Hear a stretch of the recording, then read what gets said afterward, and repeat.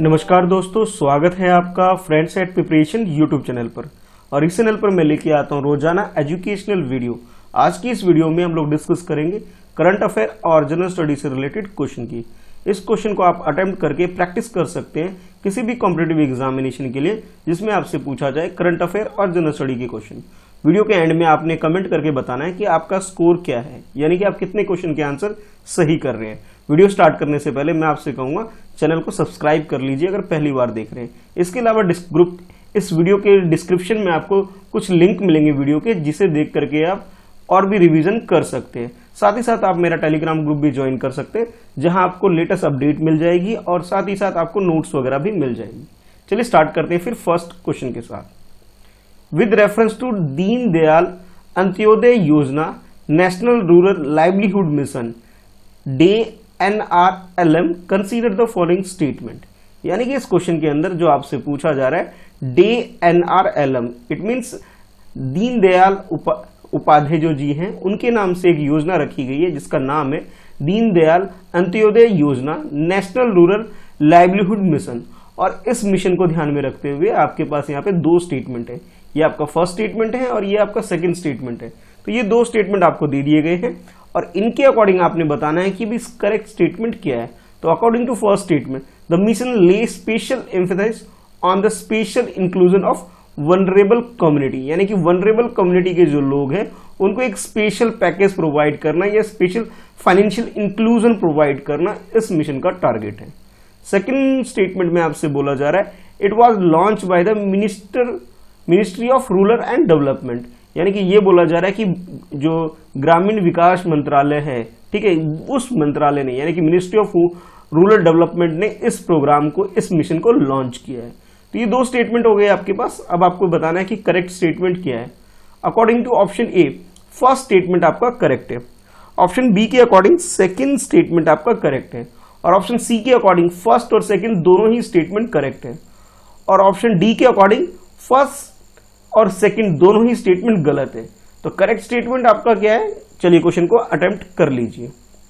तो इस क्वेश्चन की अगर सही आंसर की बात करें, करेक्ट आंसर की है, तो वह आपका ऑप्शन सी। सी का मतलब ये हुआ कि दोनों ही स्टेटमेंट, फर्स्ट और सेकंड दोनों ही स्टेटमेंट करेक्ट है। यानी कि जैसा कि नाम से ही आपको क्लियर हो गया कि भाई दीनदयाल अंत्योदय योजना, जो कि एक दीनदयाल जी हमारे कंट्री के अंदर एक हिस्टोरिकल पर्सन है, उन्हीं को डेडिकेट करते हुए ये प्रोग्राम, ये मिशन स्टार्ट किया गया है। ठीक है, स्टार्टिंग में इसका नाम कुछ और था, बाद में इन्हें इसे नाम चेंज कर दिया गया इनको रिस्पेक्ट देने के लिए। यानी कि आप ये बोल सकते हो कि ये प्रोग्राम है दीनदयाल अंत्योदय योजना, ये हमारी कंट्री में जो रूरल एरिया के अंदर जो पुअर लोग, गरीब लोग रहते हैं, उनको एक तरह से हेल्प प्रोवाइड करने के लिए, उन्हें फाइनेंशियली एक कैपेबल बनाने के लिए ये प्रोग्राम लाया गया है। और इस प्रोग्राम का जो मेन टारगेट है वो ये है कि जो भी सबसे ज्यादा वनरेबल कम्युनिटी है और उसे फाइनेंशियल इंक्लूजन प्रोवाइड करना। यानी कि ये कह सकते हो आप कि वो भी फाइनेंशियल ट्रांजेक्शन कर सके, अपने लाइवलीहुड को अच्छे से स्पेंड कर सके, उनकी क्वालिटी ऑफ लाइफ को इंक्रीज कर सके, इसलिए इस प्रोग्राम को लॉन्च किया गया है। इसका मतलब ये हुआ कि फर्स्ट स्टेटमेंट आपका करेक्ट है। मतलब एक्चुअल में इस प्रोग्राम के अंदर होता यह है कि भी जो गरीब लोग हैं उन्हें एक तरह से लाइट प्रोवाइड की जाती है और इसमें जो लाइट जो प्रोवाइड की जाती है उन्हें सोलर लैंप वगैरह गिवन होता है। साथ ही साथ वहां गांव वाले एरिया में जो गरीब लोग हैं उनको एक तरह से आप कह सकते हो उनके विलेज में एक ऑर्गेनाइजेशन क्रिएट की जाती है, सेल्फ हेल्प ग्रुप बनाया जाता है, ताकि वो गांव में ही कोई इकोनॉमिक एक्टिविटी को इंक्रीज की जा सके, उसे बढ़ाया जा सके। इन सब चीजों को सपोर्ट करने के लिए ही इस प्रोग्राम को लाया गया है। अब गांव से रिलेटेड प्रोग्राम है, इसलिए रूरल मिनिस्ट्री ही इसके अंदर काम करती है। यानी कि आप ये बोल सकते हो कि इस प्रोग्राम को, इस मिशन को जो लॉन्च किया है, मिनिस्ट्री ऑफ रूरल डेवलपमेंट ने इसे लॉन्च किया है 2011 के अंदर। तो करेक्ट आंसर जो हमारा हो गया सी हो गया। स्टार्टिंग में इसका नाम था नेशनल रूरल लाइवलीहुड मिशन और बाद में 2015 में इसका नाम चेंज करके दीनदयाल उपाध्याय अंत्योदय योजना रख दिया गया, बाद में इसका नाम चेंज करके। ठीक है, चलिए देखते हैं नेक्स्ट क्वेश्चन। नेक्स्ट क्वेश्चन में आपसे पूछा जा रहा है with reference to East Asia summit. यानी कि इस क्वेश्चन में जो आपसे पूछा जा रहा है वो ईस्ट एशिया समिट के बारे में पूछा जा रहा है और उसके रिगार्डिंग में आपको नॉट करेक्ट स्टेटमेंट है वो बताना है। यानी कि आपको इन दोनों स्टेटमेंट के अंदर, ये फर्स्ट स्टेटमेंट है और ये सेकंड स्टेटमेंट है, दोनों स्टेटमेंट के अंदर गलत स्टेटमेंट कौन सा है ये आपको आइडेंटिफाई करना है, यानी कि जो गलत स्टेटमेंट है वही आपका आंसर होने वाला है। तो फर्स्ट स्टेटमेंट में बोला जा रहा है it is based on the Asian +6 mechanism, यानी कि इस समिट की अगर हम बात करें ईस्ट एशिया समिट के अंदर, इसमें ये बोला जा रहा है कि एशियन कंट्री को इंक्लूड करके इसके साथ 6 मैकेनिज्म, एक तरह से आप कह सकते हो एक प्रोसेस है जिसके थ्रू ये फॉर्मेशन किया गया है ईस्ट एशिया समिट के अंदर कंट्री के लिए। अच्छा, दूसरा स्टेटमेंट आपसे बोला जा रहा है the member are from the continent of Asia only, यानी कि एशिया कॉन्टिनेंट जो है सिर्फ वहीं से ही मेंबर कंट्री होगी, ये सेकंड स्टेटमेंट बोला जा रहा है। दो स्टेटमेंट हो गए आपके पास, अब आपको बताना है कि भी गलत स्टेटमेंट कौन सा है।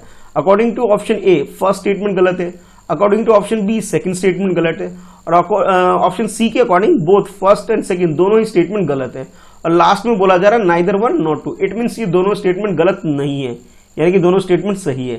तो आपके अकॉर्डिंग गलत स्टेटमेंट कौन सा है वो चूज करके आपको आंसर बताना है, ठीक है। ध्यान रखिएगा नॉट करेक्ट बोला जा रहा है, ये आपको थोड़ा अलर्ट रहना है इस टाइम, ठीक है। चलिए क्वेश्चन को अटेम्प्ट कर लीजिए।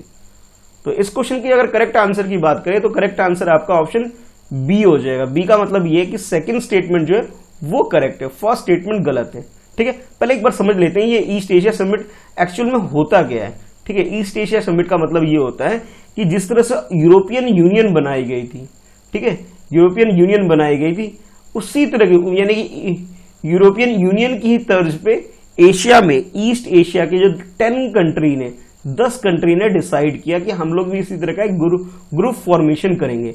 और ये जो आइडिया आया था ये मलेशिया के जो प्राइम मिनिस्टर थे उनका आइडिया था, जिन्होंने 1991 में ये कॉन्सेप्ट लेके आए थे, ठीक है, ये एशियन का, ठीक, ये कॉन्सेप्ट जो लेके आए थे वो मलेशिया के जो प्राइम मिनिस्टर थे 1991 में, उनका ये उनके दिमाग की ये उपज आप बोल सकते हो, यानी कि ये जो आइडिया उनके दिमाग में आया था, जिनका नाम है महातिर बिन मोहम्मद।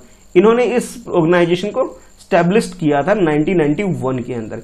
इनिशियली इसके अंदर 10 कंट्री, यानी कि एशियन कंट्री जितनी भी है एशियन कंट्री, उसके अंदर जो ईस्ट एशिया यानी कि इस रीजन की जो ये पूरा वर्ल्ड मैप अगर आप देखोगे तो ये जो एरिया है यानी कि साउथ ईस्ट एशिया के अंदर जितनी भी कंट्री है वो इसका पार्ट है, यानी कि 10 एशियन कंट्री ने मिलकर के ये ग्रुप फॉर्मेशन किया था।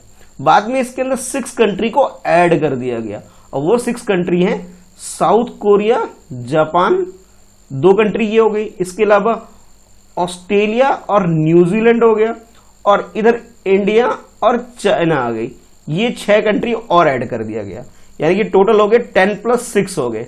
तो 6 कंट्री तो ये अब जो मैंने सर्कल किए हैं आपके पास, ये कंट्री ऐड हो गई एशियन कंट्री में से, ठीक है। एशियन जो ग्रुप फॉर्मेशन हुआ था 10 कंट्री वो थी, और 6 ये कंट्री और ऐड हुई। अब रिसेंटली डेवलपमेंट ये हुआ इसके अंदर कि रशिया को और अमेरिका को भी इसके अंदर इंक्लूड कर दिया गया है, यानी कि आप ये बोल सकते हो अब ये 10 + 6 + 2 ग्रुप ऑफ नेशन हो गया। यानी कि आप ये बोल सकते हो जो सेकंड स्टेटमेंट है जिसमें ये बोला जा रहा था सिर्फ एशियन कॉन्टिनेंट के ही कंट्रीज का मेंबर होगी, वो बात गलत होगी। टोटली आज के टाइम में इसमें 18 कंट्री है जिसमें रशिया और यूनाइटेड स्टेट ऑफ अमेरिका भी इंक्लूड हो गई। तो यानी कि आप ये बोल सकते हो जो सेकंड स्टेटमेंट हो गया वो आपका गलत हो गया, और हमें गलत स्टेटमेंट ही चूज करना था।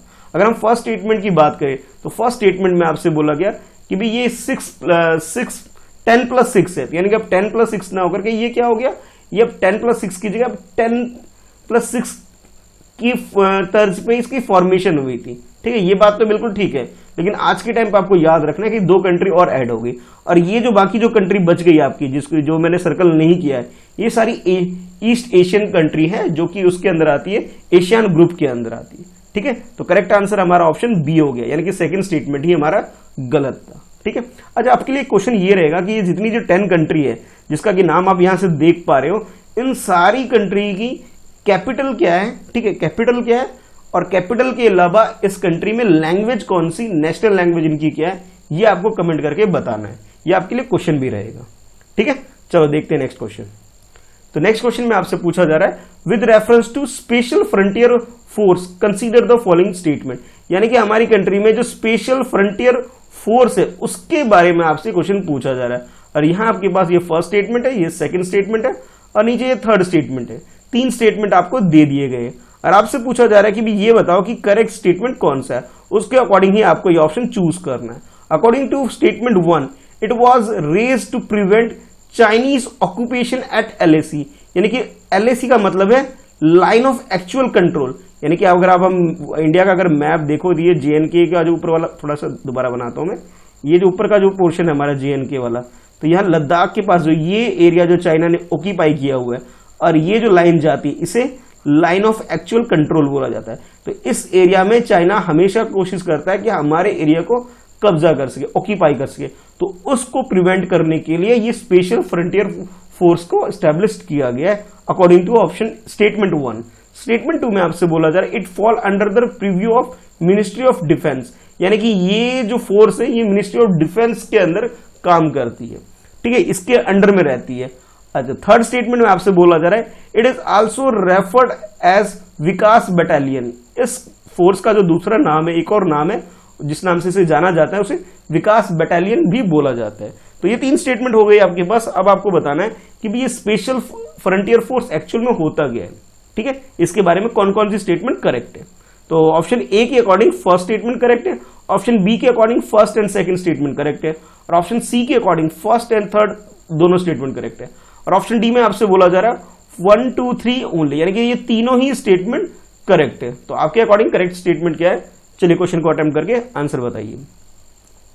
तो इस क्वेश्चन के अगर करेक्ट आंसर की बात करें तो करेक्ट आंसर इसका सी है। सी का मतलब ये हुआ कि फर्स्ट स्टेटमेंट और फर्स्ट के अलावा जो थर्ड स्टेटमेंट है ये तो करेक्ट है, सेकंड स्टेटमेंट गलत है। सेकंड स्टेटमेंट का अंदर मतलब ये हुआ जो आपसे ये बोला गया कि भी ये जो स्पेशल फ्रंटियर फोर्स है ये मिनिस्ट्री ऑफ डिफेंस के प्रीव्यू में रहती है, नहीं, ये बात गलत है। बल्कि अगर हम इसकी बात करें किसके प्रीव्यू, किसके अंडर में काम कर रही है एक्चुअल में, तो वो करती है कि जो भी मेजर जनरल रैंक के जो ऑफिसर होते हैं इंडियन आर्मी के अंदर, उसके अंडर में काम कर सकती है। यानी कि आप ये बोल सकते हो कि कैबिनेट सेक्रेटरी लेवल के जो हेड है, इंस्पेक्टर जनरल है, उसके प्रीव्यू में ये जो फोर्स है वो काम करती है। यानी कि आप ये बोल सकते हो सेकंड स्टेटमेंट तो हमारा गलत हो गया। और फर्स्ट स्टेटमेंट की बात करें तो स्पेशल फ्रंटियर फोर्स की, तो इसे स्टैब्लिश किया गया था 1962 में और 14 नवंबर को इसे स्टैब्लिश किया गया था। यानी कि आपको ये भी याद रख सकते हो कि नेहरू जी का जो बर्थडे था, ठीक है, नेहरू जी के बर्थडे वाले दिन ही से स्टैब्लिश किया गया था 1962 के अंदर, जब इंडिया चाइना की वॉर हुई थी। तब इसे लद्दाख वाले रीजन में हमारे एरिया को सेफ रखने के लिए, चाइनीज ऑक्यूपेशन से प्रिवेंट करने के लिए इस फोर्स को स्टैब्लिश किया गया था। ये फर्स्ट स्टेटमेंट है, यानी कि करेक्ट हो गया। अब बात करें इस जो ये फ्रंटियर जो फोर्स है इसकी अचीवमेंट की बात करें तो 1971 में जब पाकिस्तान के साथ वॉर हुआ था तो उन्होंने एक ऑपरेशन चलाया था जिसका नाम था ऑपरेशन ईगल। उसके बाद 1984 में सेकेंड ऑपरेशन जो चला था वो अमृतसर यानी कि गोल्डन टेम्पल के ऊपर जो अटैक हुआ था उसको ध्यान में रखते हुए ऑपरेशन ब्लू स्टार इन्होंने चलाया था। थर्ड जो आपको याद रखना वो है मेघदूत, ऑपरेशन मेघदूत, जो कि सियाचिन ग्लेशियर के ऊपर 1984 में ही इनमें जो एक सिक्योर करने के लिए अपनी इस पोजीशन को ऑक्यूपाई करने के लिए हमारी कंट्री में इस ऑपरेशन को चलाया गया था। और उसके बाद जो वर्ल्ड फेमस आप कह सकते हो 1999 में जब इंडिया पाकिस्तान की जो वॉर हुई थी कारगिल के अंदर, तो ऑपरेशन विजय चला गया था। तो ये जो इतनी जो सफलता है, इसकी जो इतनी विजय है इस फ्रंटियर फोर्स की, उस वजह से अब इसका जो नाम रख दिया गया है विकास बटालियन रख दिया गया था। इसे इनिशियली जो इसे स्टार्ट किया गया था वो किया था मेजर जनरल सुजन सिंह उबान ने, और उन्होंने स्टैब्लिश किया था जब इसका नाम था स्टैब्लिश 22, यानी कि इसमें 22 माउंट रेजिमेंट के जो लोग थे, आर्मी के जो ऑफिसर थे, वो इसके अंदर काम करते थे। फिर बाद में इसका नाम भी चेंज कर दिया गया। आज के टाइम पे इसे स्पेशल फ्रंटियर फोर्स भी बोला जाता है, साथ ही साथ इसके दूसरा नाम विजय बटालियन भी बोला जाता है।